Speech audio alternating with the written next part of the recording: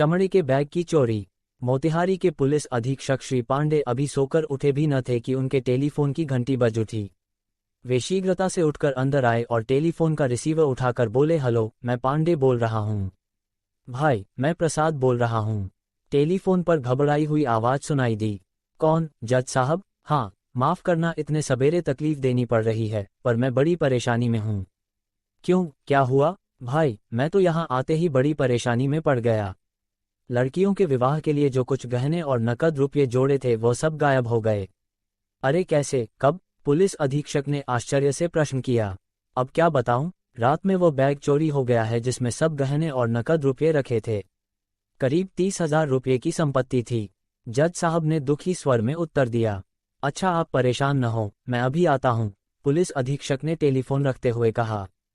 कुछ ही देर में शहर के पुलिस थाने के इंस्पेक्टर और सिपाहियों को साथ लेकर श्री पांडे जज साहब के बंगले पर पहुंच गए। जज साहब के यहाँ इतनी बड़ी चोरी होने की खबर फैलते देर न लगी। सुबह होते ही बंगले पर जिले के सरकारी अधिकारियों तथा अन्य प्रमुख व्यक्तियों का मेला लगा हुआ था। श्री प्रसाद ने 2-3 दिन पूर्व ही मोतिहारी में चार्ज लिया था और इस कारण उनका समस्त सामान बंगले में इधर उधर बिखरा पड़ा था। घटनास्थल का निरीक्षण करने पर पुलिस को कोई भी ऐसा सुराग न मिल सका जिससे अपराधी के बारे में अनुमान लगाया जा सकता। सबसे आश्चर्यजनक बात यह थी कि अपराधी ने अन्य किसी सामान को हाथ तक न लगाया था।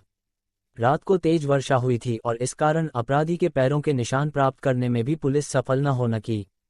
बंगले के आसपास बहुत छानबीन करने पर पुलिस को एक खेत में चोरी गया खाली चमड़े का बैग पड़ा प्राप्त हुआ। अपराधी का कोई सुराग न मिलने पर पुलिस अधीक्षक ने जज साहब से पूछा, आखिर इस रहस्यपूर्ण चोरी के बारे में आपका क्या अनुमान है? मैं आपको क्या बताऊं कप्तान साहब, मेरी तो बुद्धि काम नहीं कर रही है। मुझे सबसे अधिक आश्चर्य इसी बात से है कि अपराधी ने चमड़े के बैग के अलावा और कोई सामान छुआ तक नहीं। इसी कमरे में हम सब रात भर सोते रहे पर किसी को आहट तक न मिली। अच्छा, अब आप कुछ देर के लिए शांत होकर हमें सभी बातें विस्तार से बताएं जिससे इस चोरी के बारे में हम कुछ अनुमान लगा सकें। पुलिस अधीक्षक ने जज साहब को समझाते हुए पूछा, आखिर वो बैग रखा कहाँ था? बैग इसी कमरे में मेज पर रखा था। जज साहब ने दीर्घ निश्वास लेते हुए कहा, बदली होने पर सब सामान ट्रक से भेजते समय मैंने नकद रुपये और गहने एक जगह अपने साथ रखना ठीक समझा। और उसी एक बैग में सब गहने और रुपये थे? पुलिस अधीक्षक ने विस्मय प्रकट करते हुए पूछा। हाँ, जज साहब ने दुखी स्वर में कहा, असल में दोनों लड़कियों के विवाह के लिए मैंने 20,000 रुपये नकद और 10,000 रुपये के गहने तैयार कराए थे, किंतु अचानक बदली हो जाने के कारण विवाह स्थगित करना पड़ा।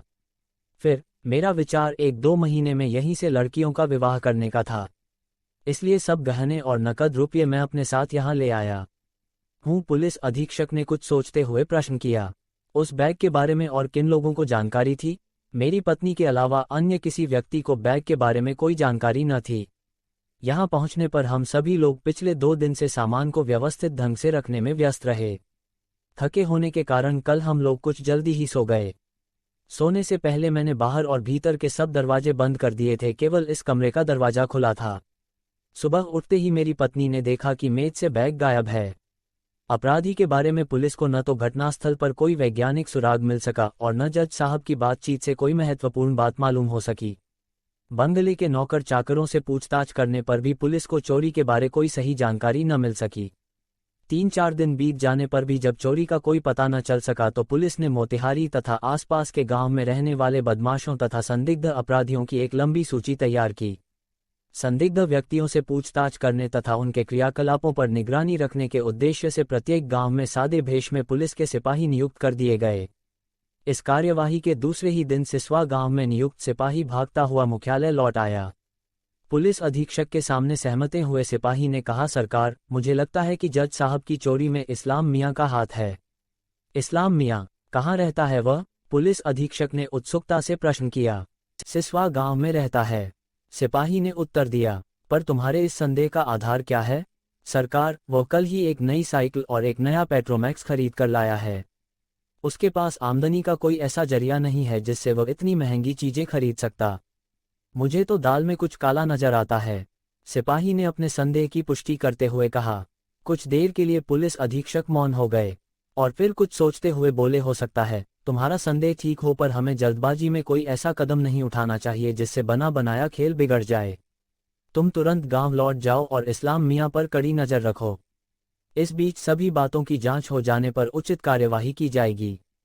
खुफिया जांच करने पर पुलिस को मालूम हुआ कि पिछले 3-4 दिन से इस्लाम मियां का रहन सहन पूर्णतया बदल गया है। ये भी पता चला कि वह गांव के 2-1 लोगों से जमीन खरीदने की बातचीत कर रहा है। पुलिस की गतिविधियों की भनक मिलते ही अचानक इस्लाम मियां गायब हो गए। घर की तलाशी लेने पर पुलिस को नए खरीदे गए पेट्रोमैक्स और साइकिल के अलावा अन्य कोई वस्तु न प्राप्त हो सकी। इस्लाम मियां की पत्नी से पुलिस अधिकारी ने पूछा, इस्लाम मियां कहाँ हैं? वह तो कई दिनों से बाहर गए हुए हैं। गांव की उस अशिक्षित महिला ने अटकते हुए उत्तर दिया। पुलिस अधिकारी ने पेट्रोमैक्स और साइकिल की तरफ इशारा करते हुए कहा, और यह सब कौन खरीद कर लाया है? उसकी पत्नी को चुप देखकर पुलिस अधिकारी ने उसे समझाते हुए कहा, हमें सब मालूम हो चुका है। अब सही बातें बताने में ही तुम लोगों की भलाई है। चोरी का राज छिपता न देखकर इस्लाम मियां की पत्नी भय से रोने लगी। सिसकियां भरते हुए उसने कहा, अब माफ कर दें सरकार, ये चोरी उसी ने की है। गहने और रुपये कहाँ है? पुलिस अधिकारी ने गंभीरता से प्रश्न किया। रुपये तो उसने बगल वाले कमरे में गाड़ दिए थे, किंतु गहने वह कहीं और रख आया है। इस्लाम मियां की पत्नी को तुरंत गिरफ्तार कर लिया गया। कमरे के एक कोने में 5 फुट गहरा गड्ढा खोदने पर पुलिस को शीशे का एक जार प्राप्त हुआ जिसमें 18,000 रुपये के नोट रखे थे। इस्लाम मियां को जब अपनी पत्नी की गिरफ्तारी और घर से चोरी के रुपये बरामद होने की खबर मिली तो वह अपने बचाव के लिए इधर उधर भाग दौड़ करने लगा। दूसरे ही दिन इस्लाम मियां को पुलिस द्वारा गांव में ही गिरफ्तार कर लिया गया। पूछताछ करने पर चोरी का अपराध स्वीकार करते हुए उसने पुलिस को बताया कि जज साहब के बंगले से चमड़े का बैग उठाते समय उसे यह नहीं मालूम था कि उसमें इतनी संपत्ति है। गहनों के बारे में पूछने पर वह पुलिस अधिकारी को अपने साथ गांव के एक पुराने मंदिर ले गया जहां उसने समस्त गहने जमीन में गाड़ दिए थे। जमीन खोदने पर सब गहने बरामद हो गए। न्यायालय में इस्लाम मियां पर चोरी के अभियोग में मुकदमा चलाया गया। अपराध स्वीकार कर लेने के कारण न्यायालय द्वारा अपराधी को 1.5 वर्ष का कठोर कारावास तथा 1,000 रुपये जुर्माने की सजा प्रदान की गई। उसकी पत्नी को 20 दिनों की कड़ी कैद की सजा दी गई। कहानी आपको कैसी लगी? जासूसी कहानियों का अपना ही विशेष आकर्षण होता है। जो कुछ पसंद आए उसे लाइक करने में झिझकने का क्या काम? तुरंत लाइक करें। यदि मजा ना आया तो अनलाइक करें। अपने विचारों को यहाँ कमेंट करें, सब्सक्राइब करें, अपने मित्रों को भी बताएं।